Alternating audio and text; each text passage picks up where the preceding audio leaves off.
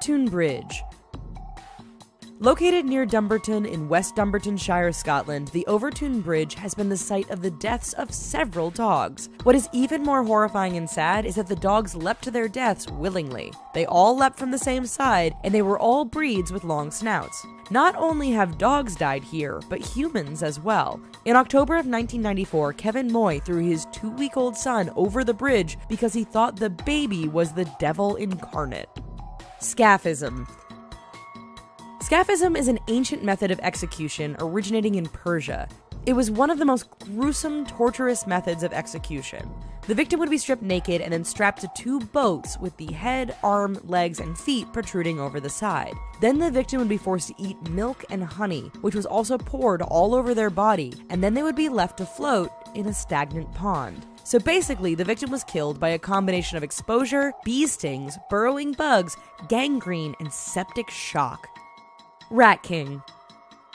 The name Rat King may sound like one thing of the main patriarchy of a rat colony, but it's something far more disgusting. When the tails of rats get tangled and intertwined, they don't try to separate from each other. Instead, they travel together as one disgusting pack. Dating back as early as 1564, rat kings have often been mistaken for mythological creatures. Hopefully, no one else wonders how the Black Plague came about.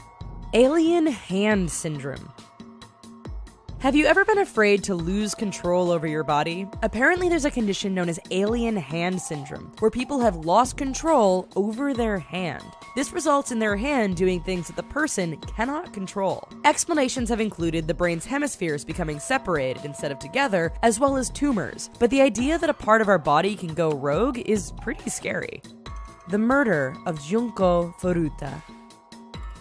The murder of Junko Furuta is a grim reminder of just how evil humans can be. Junko was abducted by 4 high school students where she was kept captive for 40 days at the home of one of the boys. During that time, she was raped, tortured, beaten, and even forced to call her parents and tell them she would be staying at a friend's house for a while. The parents of one of the boys even knew that this was going on but didn't intervene because they supposedly feared their son.